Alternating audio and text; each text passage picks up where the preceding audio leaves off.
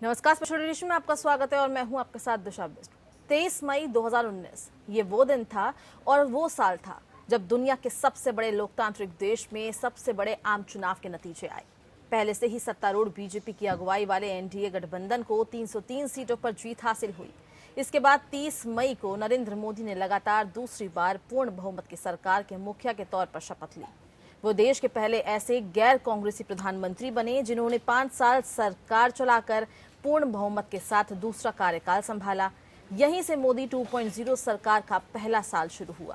पहले साल में पीएम मोदी ने आम जन से जुड़े विकास कार्यों पर बल दिया। रसोई गैस कनेक्शन, बिजली और शौचालय जैसी मूलभूत सुविधाओं को घर घर पहुंचाया। तो वहीं दूसरे कार्यकाल की शुरुआत से ही उन एजेंडों पर काम शुरू किया जिन्हें लेकर बीजेपी अपने जन्म से ही आक्रामक रही है।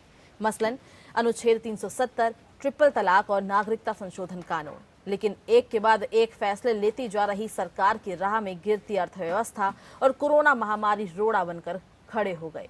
इन्होंने न सिर्फ सरकार की रफ्तार पर ब्रेक लगा दिया, बल्कि इतना पीछे कर दिया जहां से निकलने में लंबा वक्त लगने वाला है। कहने का मतलब साफ है, एक तो सरकार इकोनॉमी के मोर्चे पर पहले ही झटके झेल रही थी, वहीं अब कोरोना लॉकडाउन ने भी मुश्किलों में और इजाफा कर दिया है। कुल मिलाकर कह सकते हैं कि मोदी सरकार ने दूसरे कार्यकाल की शुरुआत धमाकेदार अंदाज में की, लेकिन एक साल पूरा होते होते तमाम चुनौतियां उसके सामने खड़ी हो गई, जिससे निपटना आसान नहीं होगा।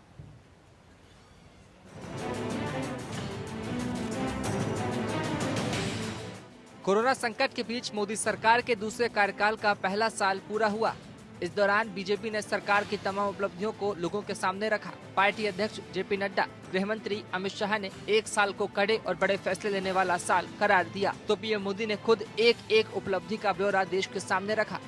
राष्ट्रीय एकता अखंडता के लिए आर्टिकल 370 की बात हो, सदियों पुराने संघर्ष के सुखद परिणाम राम मंदिर निर्माण की बात हो, आधुनिक समाज व्यवस्था में रुकावट बना ट्रिपल तलाक हो, या फिर भारत की करुणा का प्रतीक नागरिकता संशोधन कानून हो, ये सारी उपलब्धियां आप सभी को स्मरण है।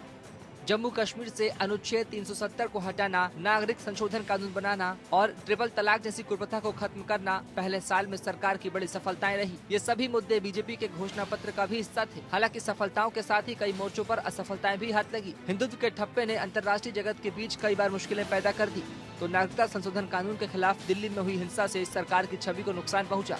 सबसे बड़ी चुनौती अर्थव्यवस्था के मोर्चे पर मिली। सरकार साल भर इससे जूझती नजर आई।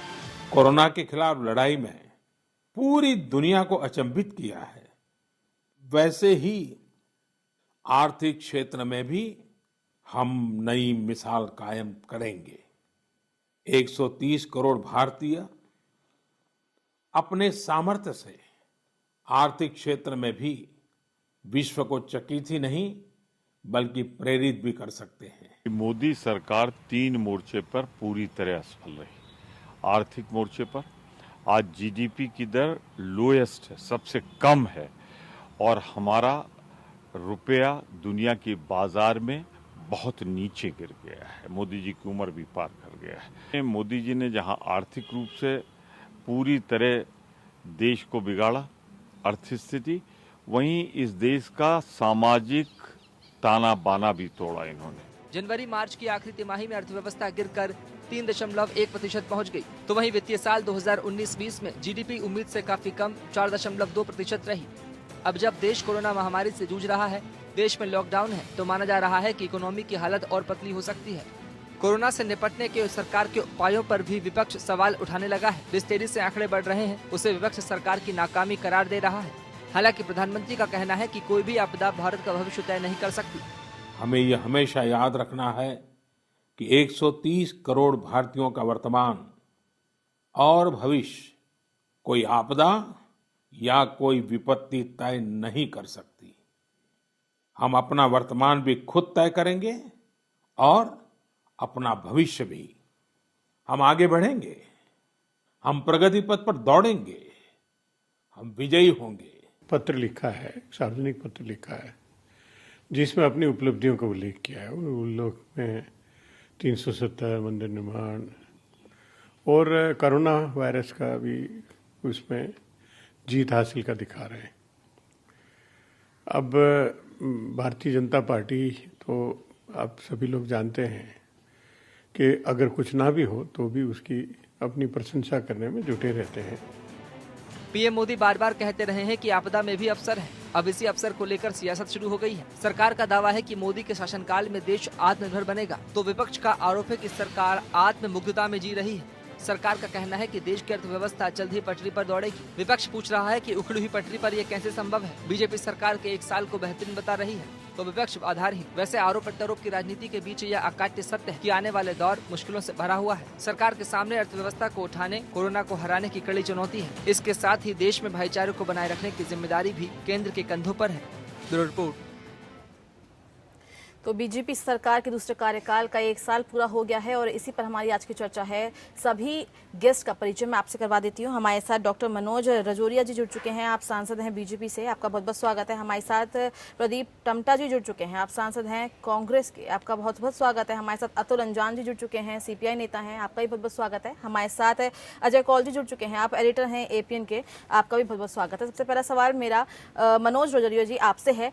1 साल हो चुका है बीजेपी के दूसरे कार्यकाल को, 1 साल के कार्यकाल की उपलब्धियां गिना दीजिए आप। ये बहुत सारी उपलब्धियां हैं। सबसे पहले तो मैं उपलब्धि गिनाना चाहूंगा जी कि इस देश में सबसे बड़ी समस्या थी कि जम्मू कश्मीर जो भारत का था भी, लेकिन एक देश में 2 निशान थे, 2 विधान थे। इस देश में एक कलंक था कि इस देश में ऐसा कैसे हो सकता है कि एक देश हो, उसमें 2 निशान हो और 2 विधान हो।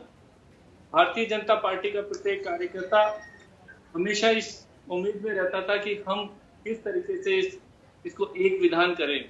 और मैं धन्यवाद देना चाहूंगा माननीय प्रधानमंत्री श्री नरेंद्र भाई मोदी जी का और उनके सहयोगी गृह मंत्री श्री अमित शाह जी का कि उन्होंने धारा 370 हटाकर और 35 से जम्मू कश्मीर से हटाकर जम्मू कश्मीर की जनता के साथ में बहुत बड़ा न्याय किया और देश का मान सम्मान बढ़ाया और जम्मू कश्मीर के प्रत्येक नागरिक को भारत के साथ जोड़ा है, भारत की मुख्य धारा में जोड़कर उनके विश्वास लाया है कि मोदी सरकार जम्मू कश्मीर के प्रत्येक नागरिक के साथ, प्रत्येक व्यक्ति के साथ में कंधे से कंधा मिलाकर खड़ी है। एक ऐतिहासिक फैसला मोदी सरकार ने किया जी।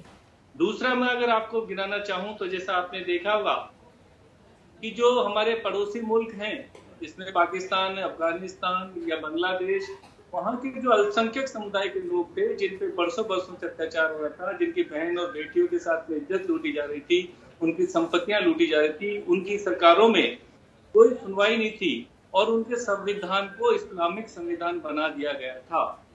ऐसे देशों से आने वाले जो लोग थे, जो चुपे चुपके अपनी जान बचाकर, अपनी बहन बेटियों को बचाकर भारत में जिन्होंने शरण ली थी, उनको भारत में समान नागरिक का सम्मान देने के लिए, उनको संरक्षण और समान नागरिकता देने के लिए सिटीजनशिप अमेंडमेंट एक्ट जो भारत सरकार ने, जो प्रधानमंत्री जी के नेतृत्व में पास किया, बहुत मानवतापूर्ण, ऐतिहासिक और संवेदनशील निर्णय प्रधानमंत्री जी ने दृढ़ता से लिया। एक देश को ये दिखाया कि देश में प्रत्येक व्यक्ति जो यहाँ सम्मान से जीना चाहे, जो मातृता रखता है, उसके लिए हम एक राष्ट्र के नाते बहुत मजबूत राष्ट्र है, किसी से दबने वाले नहीं है। हमारी मुस्लिम बहनें जो अपना जीवन शादी के बाद में अपने शौहर के साथ में लगाती थी, पूरा जीवन सेवा करती थी और शौहर को जब भी जचता था तो ट्रिपल तलाक, 3 तलाक बोलकर उसको घर से बाहर निकाल देता था। उसकी कोई हक नहीं हो सकता, उसका समाज में कोई साथ नहीं देता, कोर्ट में सुनवाई नहीं होती थी क्योंकि उनके लिए कोई कानून नहीं था। मैं प्रधानमंत्री जी को धन्यवाद देना चाहूंगा कि उन्होंने उस बहनों का दर्द समझा और एक बड़ी दृढ़ता पूर्वक दृढ़ निश्चय करके उन्होंने कहा कि इन बहनों को न्याय देने का काम मैं करूंगा। और प्रधानमंत्री जी ने संसद के दोनों सदनों में ट्रिपल तलाक को कानून पास किया और उस बहनों को, उन माताओं को एक आत्मसम्मान से इस देश की अन्य महिलाओं के समान जीने का उनको हक दिया। बहुत बड़ा काम किया। बिल्कुल, मैं लौटूंगी आपके पास। टमटा जी, सवाल मेरा आपसे है, जो बीजेपी का घोषणा पत्र था उसके हिसाब से बात की जाए तो उपलब्धियां भी बीजेपी की सरकार के सांसद ने बताई है अभी हमें, तो आप क्या मानते हैं जो बात बीजेपी की तरफ से कही गई थी, क्या वो धरातल पर उतरी है? देखिए जी, आज पत्र के द्वारा और सम्मानित सांसद की उपलब्धियों को बता रहे थे, ये उपलब्धियां नहीं है इस देश को बांटने की, इस देश के सामाजिक ताने बाने को तबाह करने के लिए किया।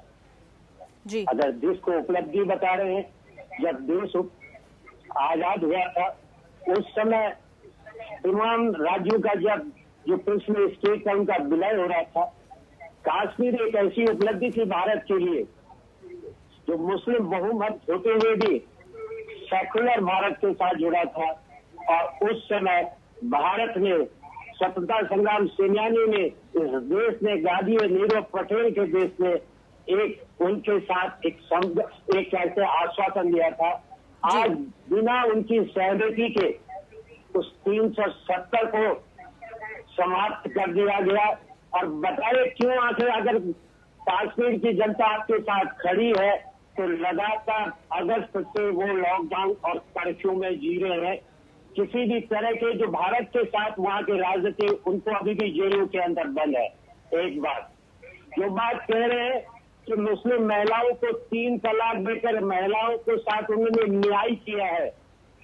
अगर ये भारतीय महिलाओं के साथ न्याय था तो मैं मोदी सरकार से और उनके गृह मंत्री से पूछना चाहता हूँ, जब सबरीमाला में देश की सुप्रीम कोर्ट ने भारतीय महिलाओं को, तमाम हिंदू महिलाओं को बिना उम्र के, बिना किसी देखभाल के मंदिर प्रवेश की इजाजत दी थी, तो ये देश के गृह मंत्री थे जिसने सुप्रीम कोर्ट को फटकारा था कि कहा हमारे मामलों में, हमारे धार्मिक मामलों में आप हस्तक्षेप नहीं कर सकते हैं।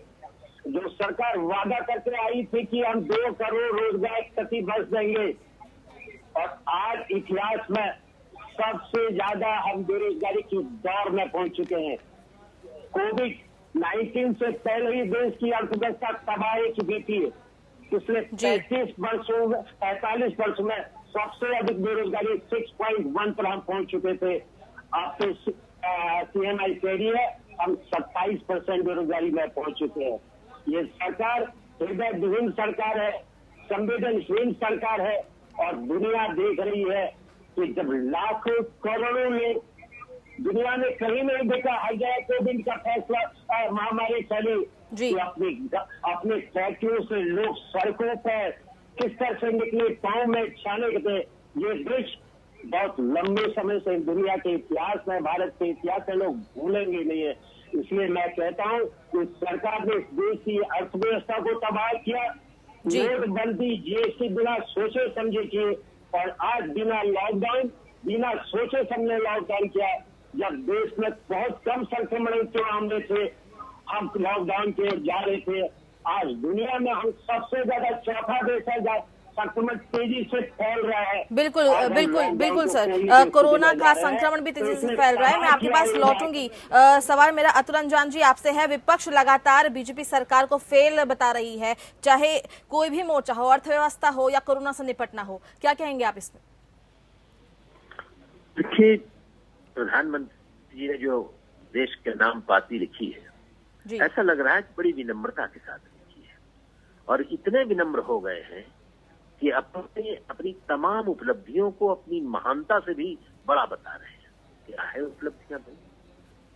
कोरोना जिसका जिक्र अभी चल रहा है, इस कोरोना को आपने पहले दौर के अंदर 24 तारीख को लॉकडाउन डिक्लेयर किया, और 24 मार्च को 30 मार्च तक आते आपने इसमें भी आपने सांप्रदायिक रस घोल दिया। जमाती हिंदू मुसलमान कोरोना का भी धर्म आपने बना दिया। फिर जमाती आए थे 500, 2000, वो आए, ठीक है, वो किया। इसमें मैं ज्यादा बहस नहीं करना चाहता। ये बंबई में फैला और दिल्ली में फैला, क्योंकि ज्यादातर वहां से लोग आए हुए थे वहीं पे। लेकिन आप ये क्या बोल रहे हैं? तो प्रधानमंत्री जी, आपने 24-25 फरवरी तक, जब सारी दुनिया में इस महामारी के बारे में जिनका जानकारी थी, भारत को आपने जरा भी आगाह नहीं किया, क्योंकि आपके प्रिय मित्र ट्रंप साहब आपके अहमदाबाद आने वाले थे, और आप वो अकेले नहीं आए, 5000 अमरीकी भी आए थे और वो आगरा गए थे। और आज आगरा सबसे ज्यादा हॉटबेड है, वहां सबसे ज्यादा मौतें उत्तर प्रदेश में हुई है। आज चर्चा महाराष्ट्र की हो रही है, लेकिन गुजरात की क्या स्थिति है? छोटे राज्य महाराष्ट्र की तुलना में क्या स्थिति है वहां? लोग तबाही उसके रास्ते पर है। और आप कह रहे हैं सबका साथ, सबका विकास और सबका विश्वास। विश्वास तो आपने तोड़ दिया कोरोना में ही, हिंदू मुस्लिम करा के, थाली बजा करके, ताली बजा करके। ताली और थाली बजाने से देश की एकता बनती है। आप हर बात में मिलिट्री पुलिस को घुसेड़ देते हैं और उसके बाद राष्ट्रभक्ति की नई चेतना पैदा करने की बात करते हैं सांप्रदायिक ध्रुवीकरण की बुनियाद पर। ये देश की एकता को मजबूत करता है, ये देश के संविधान को मजबूत करता है, देश की आशाओं के अनुसार है। ये देश के स्वतंत्रता सेनानियों ने जिन्होंने अपनी कुर्बानी दी, ये जो पार्टी तमाम पार्टी थी, आपकी पार्टी प्रधानमंत्री जी के साथ कहना चाहता हूँ, राष्ट्रीय आजादी का हिस्सा नहीं था। और गोलवलकर जी ने क्या कहा था, मैं ऐसे किसी भी स्वतंत्र भारत को स्वीकार नहीं करना चाहता जिसमें मुस्लिम, पिछड़े और दलितों को बराबर का अधिकार दिया जाए। यह है गोलवलकर, यही है थीसिस, यही है बंच ऑफ थॉट, यही है विचार नवनीत जिस पर आरएसएस चला।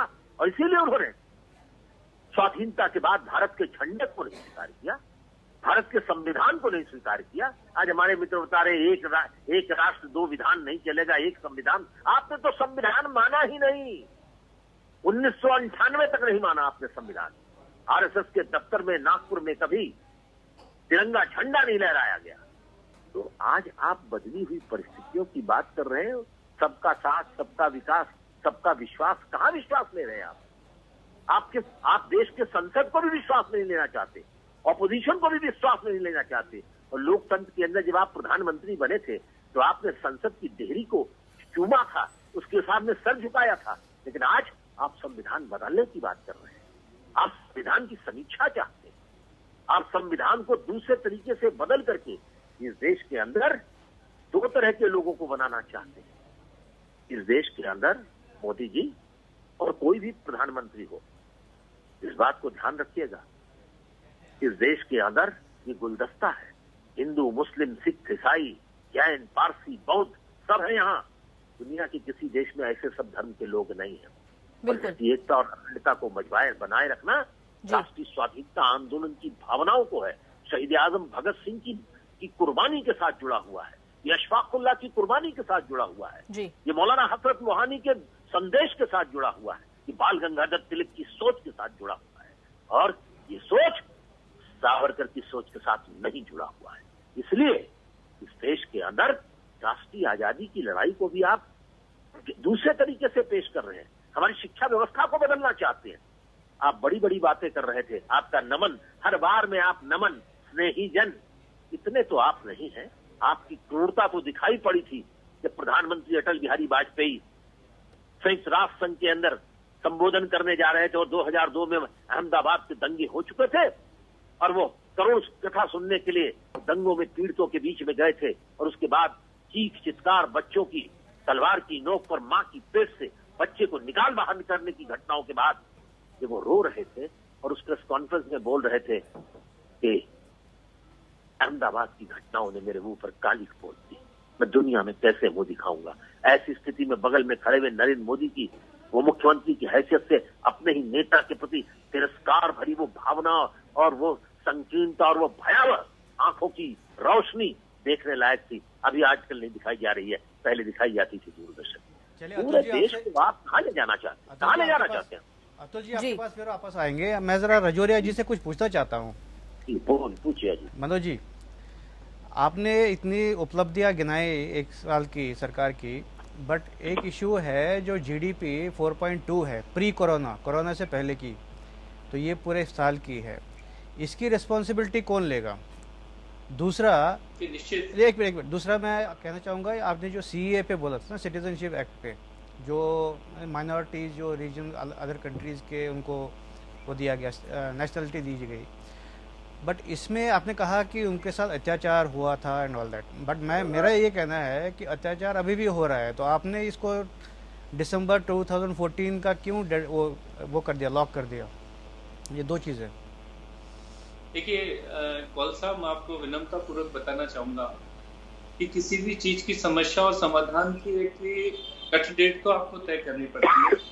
तो दिसंबर 14 इसलिए की गई कि उस वक्त तक जो लोग आ गए थे उनको तो स्पष्ट रूप से इस कानून के तहत नागरिकता दिए जाने का प्रावधान था। उसके बावजूद उससे लेके आज तक या भविष्य में भी यदि कोई व्यक्ति आना चाहता है और तो वो कानूनन रूप से हमारे सरकार में अपना आवेदन करे। आवेदन में सरकार उसका परीक्षण करेगी और उसमें न सिर्फ अल्पसंख्यक बल्कि बहुसंख्यक भी अगर उचित होता है कोई भी व्यक्ति, इसमें हमारे कुछ मित्र गलत धारणा बनाते हैं कि सिर्फ ये हिंदुओं के लिए है या ईसाइयों के लिए है, इसीलिए राजौरिया जी, इसलिए सवाल उठता है कि इसको सीए का लाने का जरूरत क्या थी, जब ऑलरेडी प्रोविजन है कि आप नेशनलिटी सिटीजनशिप किसी को दे सकते हैं, तो सीए को लाने का क्या जरूरत मैं आपको कौल साहब इसलिए बताऊंगा। एक तकनीकी कारण था कि वो लोग अपनी जान बचाकर बिना कानूनी प्रावधान के, बिना सरकारी रास्ते के अपनी जान बचा के गैर कानूनी तरीके से बाउंड्रीज पार करके जहां उनको रास्ता मिला वहां से इस देश में आए थे और उनकी 2-2 पीढ़ियां निकल गई। उनके जब उनको स्थानीय प्रमाण पत्र मांगे जाते थे, उनके कई बच्चे तो डॉक्टर बन गए, उसकी नौकरी इसलिए नहीं मिली कि वो सिटीजनशिप का उनके पास राइट नहीं था।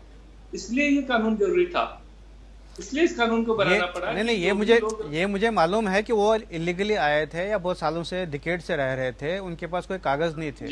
सो क्या सरकार उनको को कागज नहीं दे सकते थे विदाउट सीए?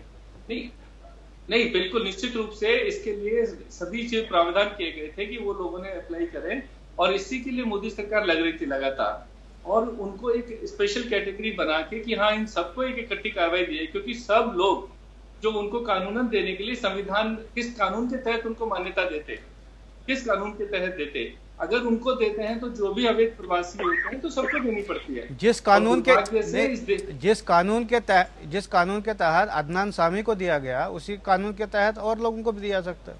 मेरी आप प्रार्थना सुनिए, मैं जो कौल साहब आपको बताना चाहता हूँ कि इस देश में हजारों लाखों की संख्या में अवैध बांग्लादेशियों की भी घुसपैठ हुई थी।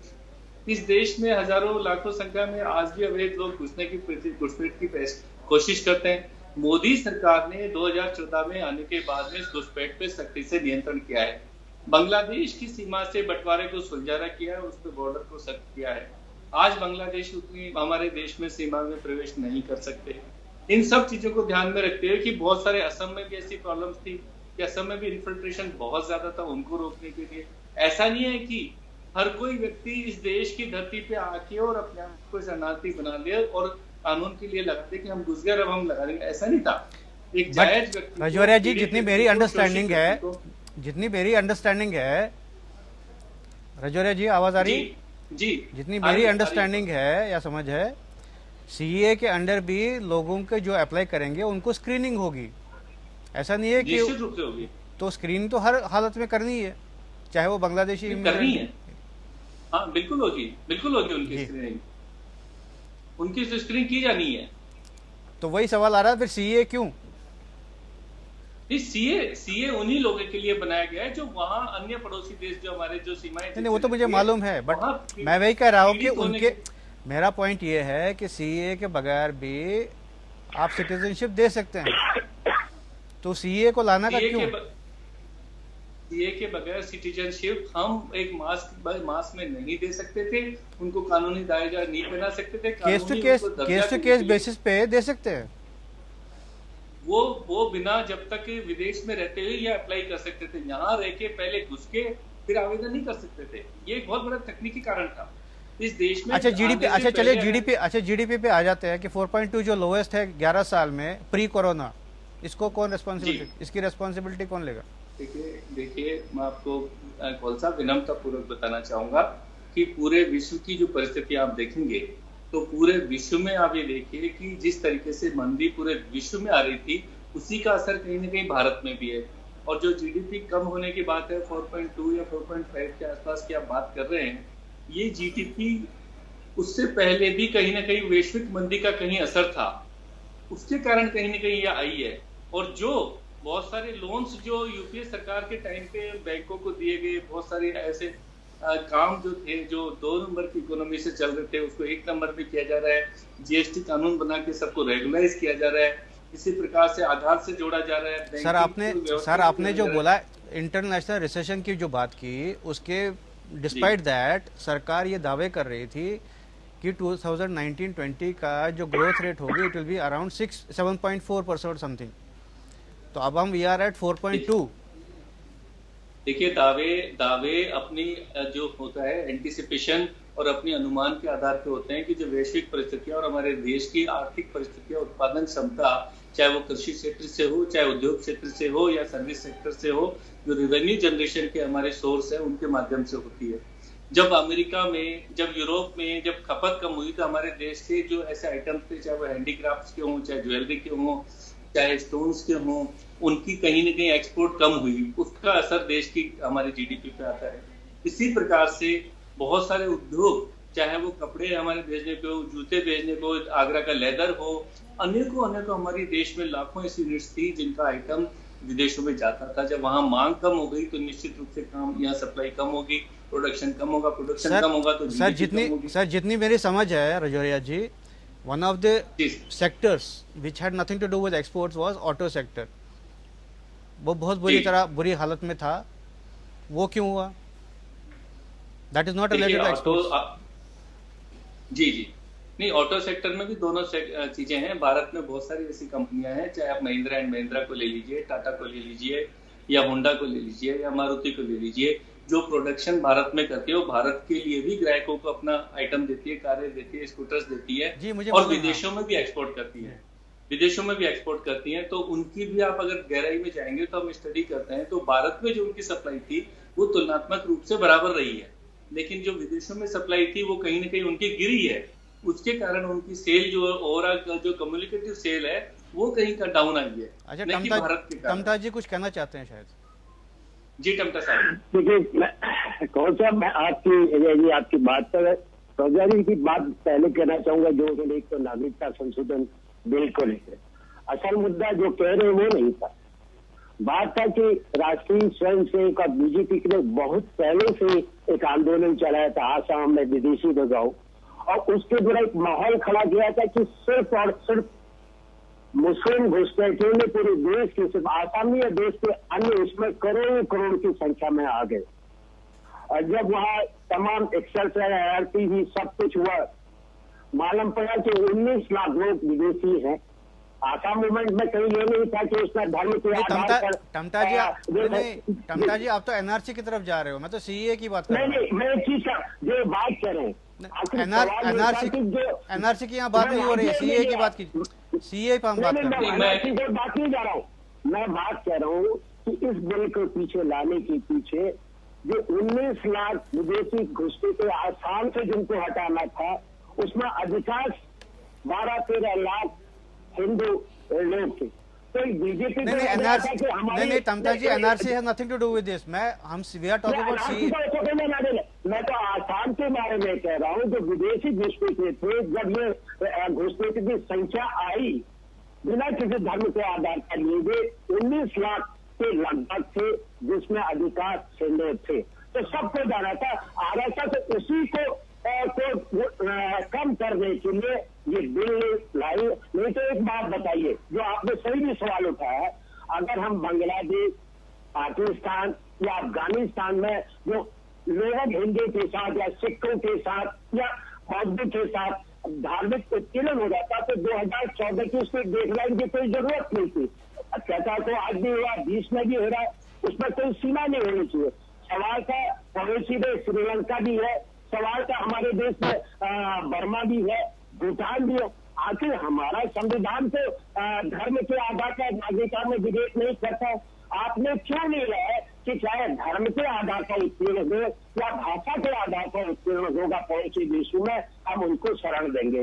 इसलिए आपकी मंशा वहां पर भी विभाजन की थी। एक चीज जो कुछ कहना चाहते हैं शायद संदर्भ में मैं हमारे वरिष्ठ कांग्रेस के वरिष्ठ नेता के संदर्भ में बात है। आप मान नहीं रहे, आप कह रहे कि भारत, आपने सवाल सही पूछा कि कोविड-19 से पहले हमारी बीजेपी 4.1 में आ चुकी थी। ये सब्जेक्ट डाइवर्ट कर रहे हैं सर, लेकिन क्या नोटबंदी नहीं, एक सब्जेक्ट पे बात कीजिए। इकोनॉमी के बारे में पूछ रहे हैं, इकोनॉमी सर, मैं एक का सवाल दूंगा। तबाही दी क्या उसका आपने टमटा जी जीडीपी के बारे में पूछ रहे हैं? गलत सर, मैं तीनों बातों का जवाब दूंगा। भारतीय अर्थव्यवस्था को जो नुकसान हुआ उसमें छोटे कारोबारी को, असंगठित क्षेत्र को पूरी तरह से उनको बोलने दीजिए, टमरा जी को बोलने दीजिए। नीचे कमाई। तो इसमें आप इस असफलता के लिए आप दूसरी जगह मत जाइए।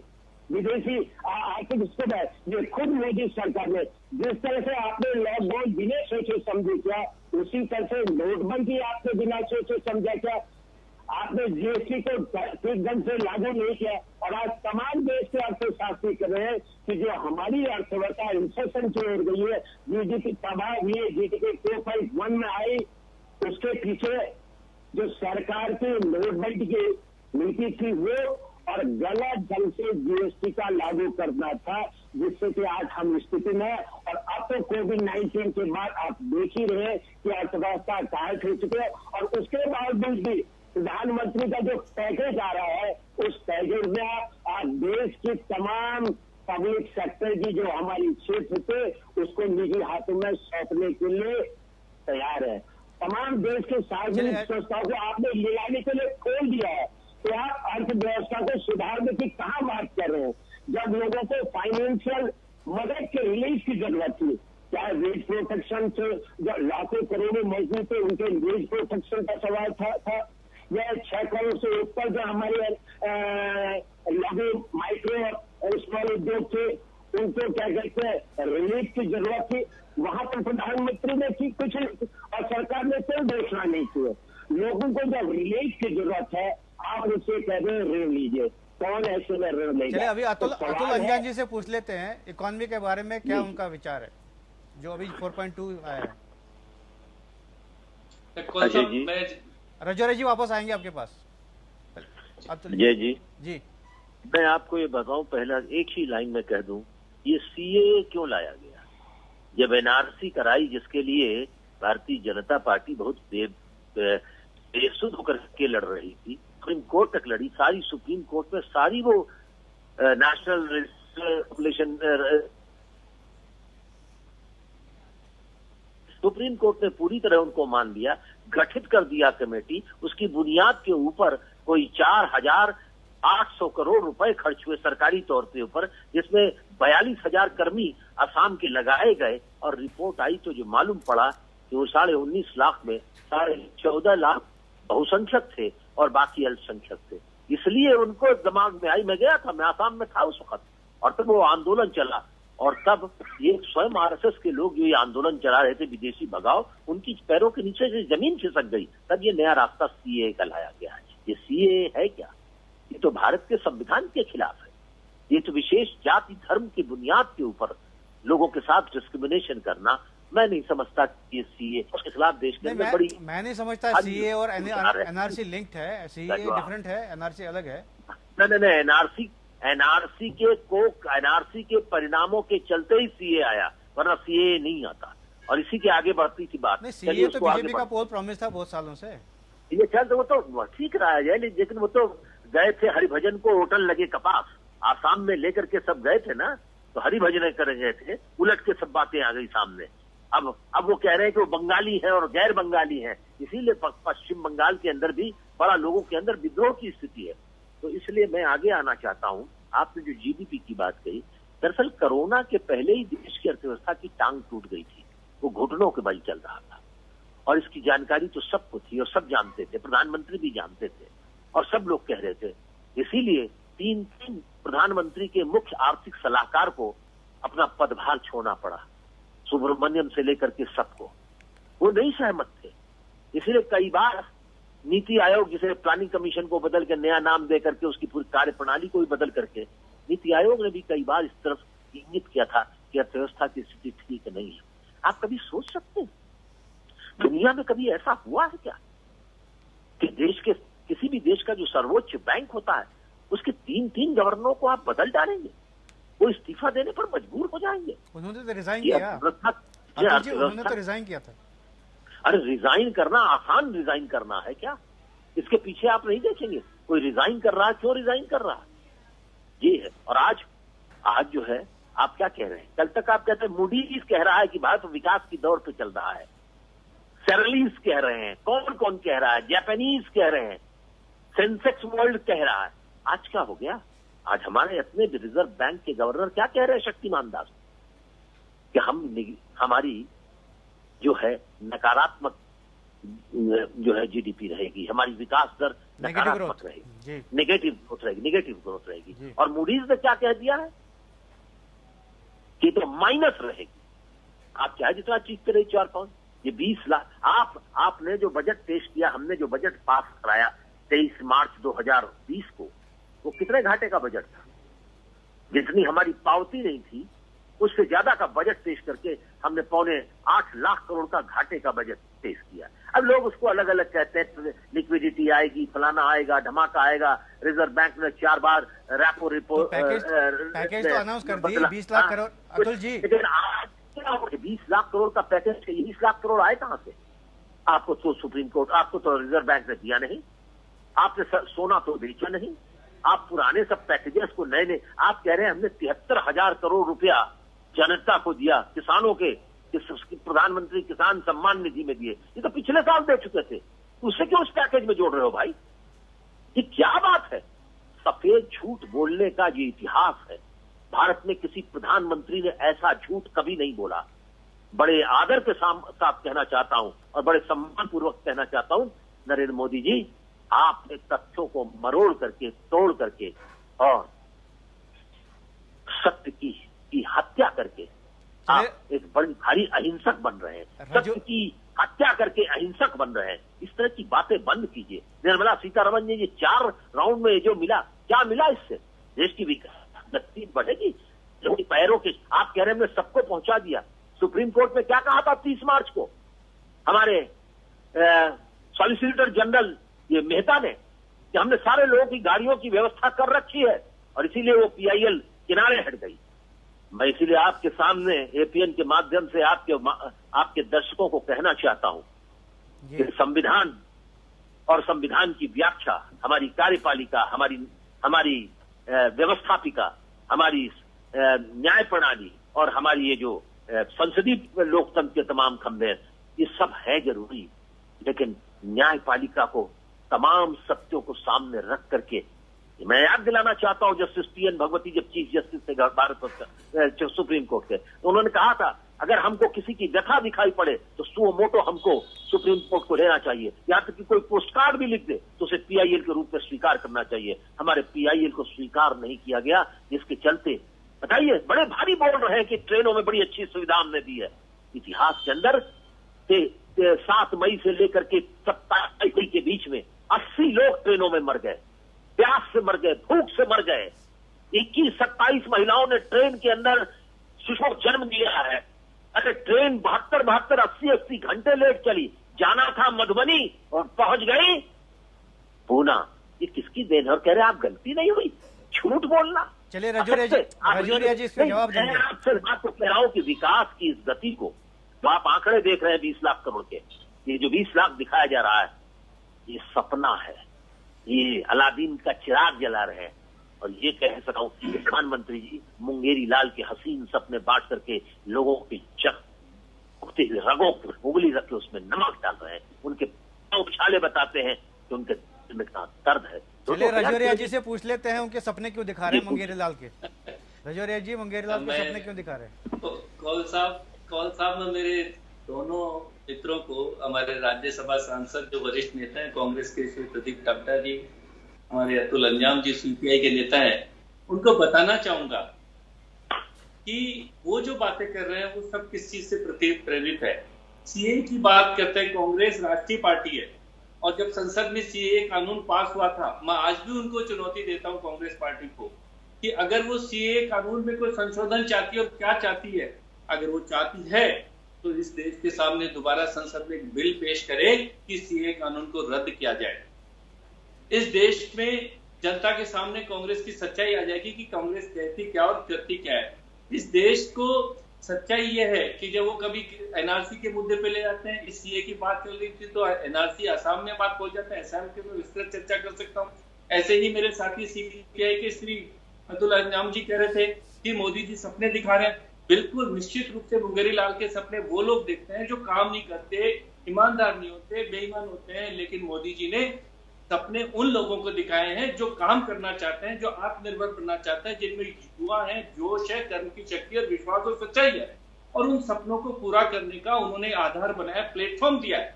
इस देश का प्रत्येक युवा सपने देखे कि मैं किस तरीके से अपना काम शुरू कर सकता हूँ, किस तरीके से आत्मनिर्भर बन सकता हूँ, किस तरीके से मैं अपना काम बढ़ा सकता हूँ, किस तरीके से मैं खुद लोगों को नौकरी दे सकता हूँ। उन सपनों को आधार देने के लिए 3 लाख करोड़ रुपए का एमएसएमई में आर्थिक पैकेज दिया।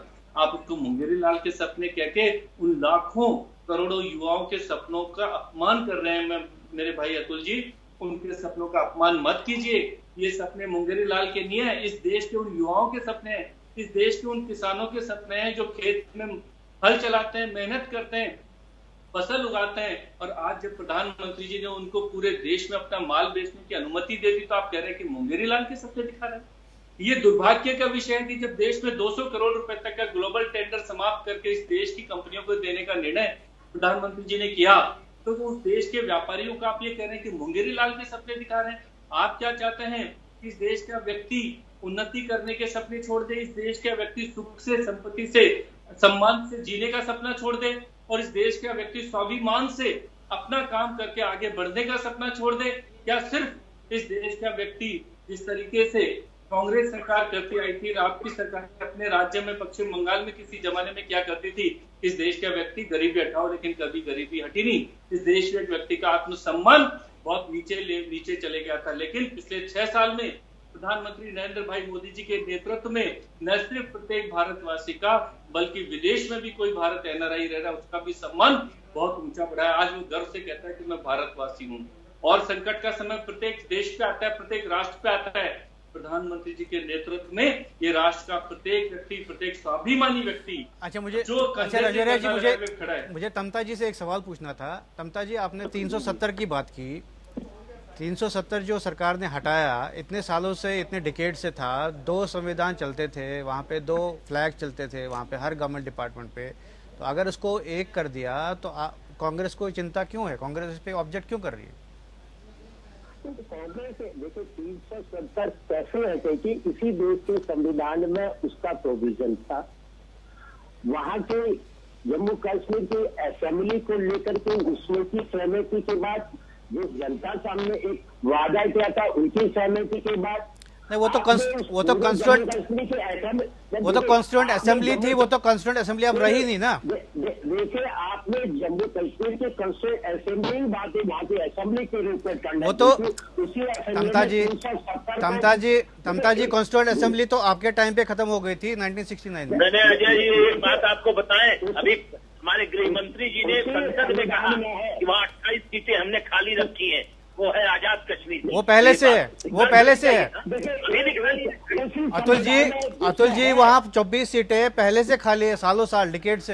हाँ, जो है वो इसलिए है, हमारा क्लेम है आजाद कश्मीर जी, इसलिए हमने एक करके सुनाई नहीं। 1 मिनट मेरी बात करेंगे, पहले तमता जी बोलेंगे, फिर आप। 370 कैसे समाप्त होगी, उसकी प्रोसेस है। कांग्रेस ने उसी में कहा कि जम्मू कश्मीर की विधानसभा की सहमति की के आधार पर उनको आधार पा नहीं। आपने उस असेंबली को ही डिक्लेयर किया, उसके अस्तित्व को समाप्त करके खुद पार्लियामेंट में आप वहाँ की असेंबली बन। बट सर, तमता जी जो प्रोविजन है, जो लॉ है, कॉन्स्टिट्यूशन है, जो कॉन्स्टिट्यूएंट असेंबली के टाइम पे ये आया था 370, वो कॉन्स्टिट्यूएंट असेंबली तो खत्म हो चुकी है आपके टाइम पे। अभी जो असेंबली है वो कॉन्स्टिट्यूएंट असेंबली नहीं है, वो तो it was a normal assembly. मैं भारतीय संविधान की बात कर रहा हूँ जी, मैं उसी की बात कर रहा हूँ, मैं भी उसी की बात कर रहा हूँ। एक कैंपेन प्रोविजन लिखा गया, उसी में है ये आप इस संविधान में लाइए ना, 370 को हटाया जाएगा, उसमें जम्मू कश्मीर की असेंबली नहीं, तमता जी एक मिनट तमता जी 370 जो जितनी मेरी समझ है, आर्टिकल 370 अभी स्टैंड्स पार्ट ऑफ कॉन्स्टिट्यूशन, उसकी applicability in J&K has been revoked, है ना? सवाल है, तो वो एक प्रेसिडेंशियल प्रोक्लेमेशन थे, प्रेसिडेंशियल प्रोक्लेमेशन विड्रॉल। आपने प्रेसिडेंट एग्जीक्यूटिव ऑर्डर से समाप्त कर दिया जी। सवाल ये था कि उसको वहाँ की असेंबली की सहमति से आप उसकी समाप्त की ओर जा सकते थे। आपने असेंबली की सहमति की जगह असेंबली को ही भंग कर दिया,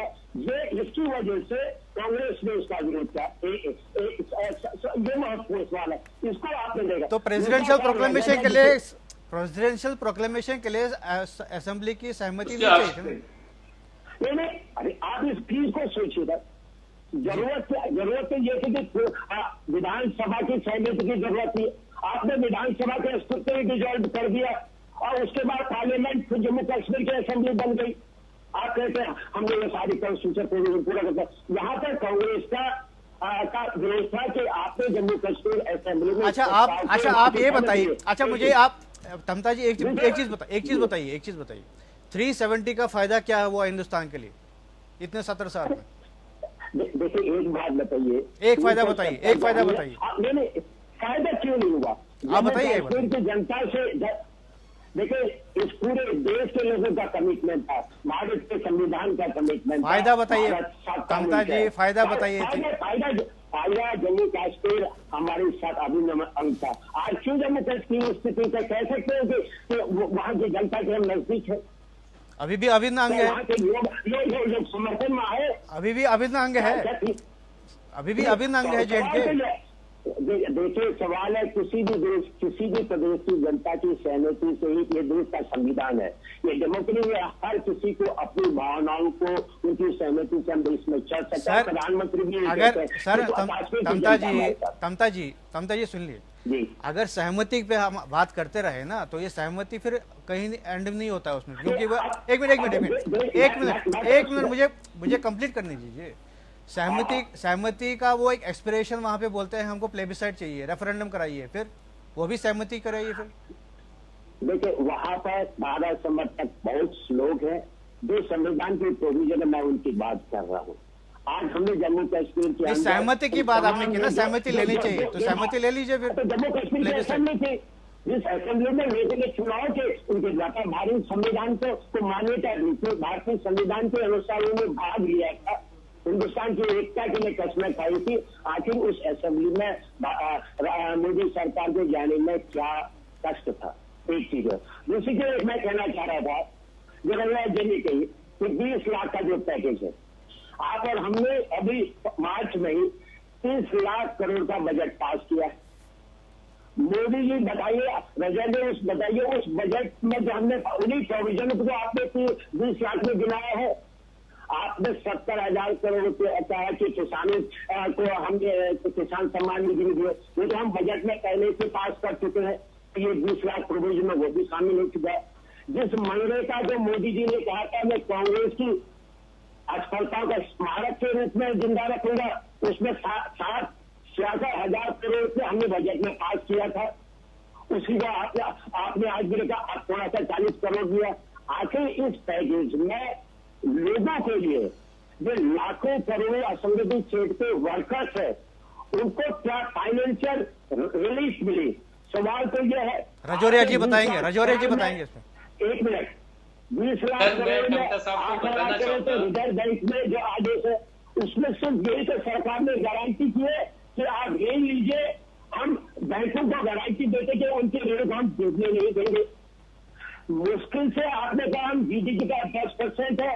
तमाम देश के इकोनॉमिस्ट, खुद हमारे नोबेल के अभिजीत मुखर्जी ने, अन्य लोगों ने भी शब्द कहा कि इसमें 1% से ज्यादा हमारा जीडीपी का हिस्सा नहीं है।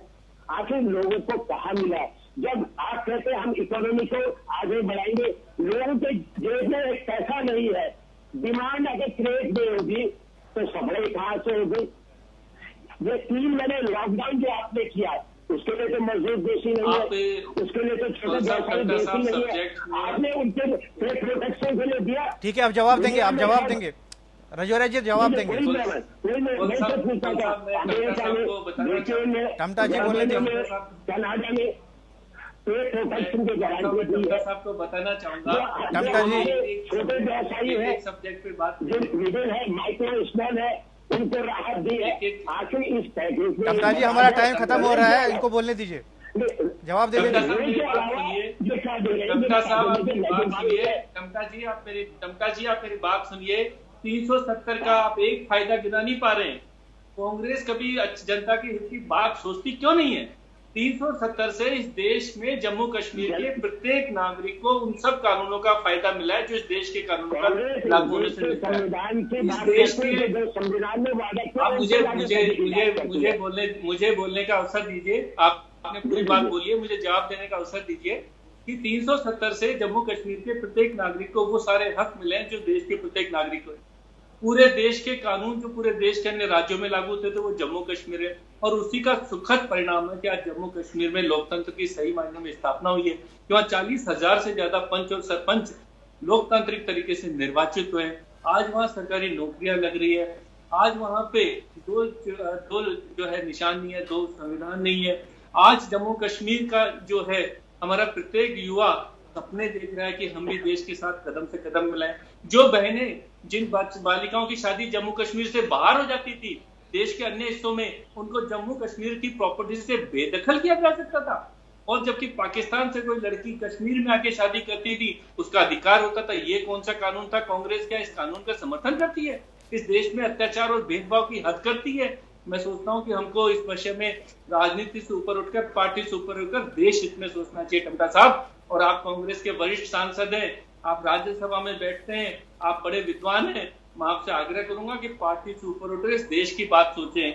और जहां तक आप नरेगा की बात कर रहे हैं, मैं नरेगा की बात कर रहा हूँ। स्वर्गीय श्री राजीव गांधी जी ने कहा था कि हम इस देश में 100 रुपया बेचते हैं तो जमीन पर 15 पैसे पहुंचते हैं, 85 पैसे नीचे चले जाते हैं। आपको धन्यवाद देना चाहिए प्रधानमंत्री जी को कि उन्होंने इस देश में प्रत्येक व्यक्ति के जनधन खाते खोले और नरेगा को उन खातों से जोड़ा गया और नरेगा को आधार कार्ड से जोड़ा गया, और आज प्रधानमंत्री जी जो पैसा भेजते हैं उन नरेगा मजदूरों के हाथ में सीधा पैसे जाता है, किसी दलाल के हाथ में नहीं जाता। ये कांग्रेस की उपलब्धि ये थी कि वो पैसा जाता था और उनके जो लोग थे वो उस 85 पैसे के बीच में कहाँ उपयोग करते थे, कहाँ दुरुपयोग करते थे। दूसरी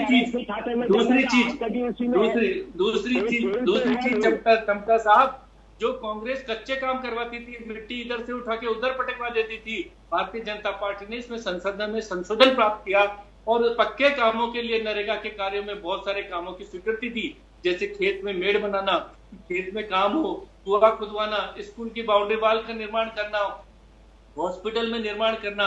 इसमें पक्के कार्यों को जोड़ा गया ताकि स्थायी संपत्ति ग्राम पंचायतों में तय हो सके। बहुत जिम्मेदारी तय की गई है। मोदी सरकार गांव के प्रत्येक व्यक्ति को सम्मान पूर्वक रोजगार देने के प्रति संकल्पित है। वो कांग्रेस के नफरत नहीं करती है, कांग्रेस की किसी नीति से नफरत नहीं करती है, लेकिन उस नीति में कोई कमजोरी है जो नरेगा में थी। नरेगा से नफरत नहीं थी, उसकी नीतियों से, उसमें जो कमजोरियां थी, गलतियां थी, उनसे थी।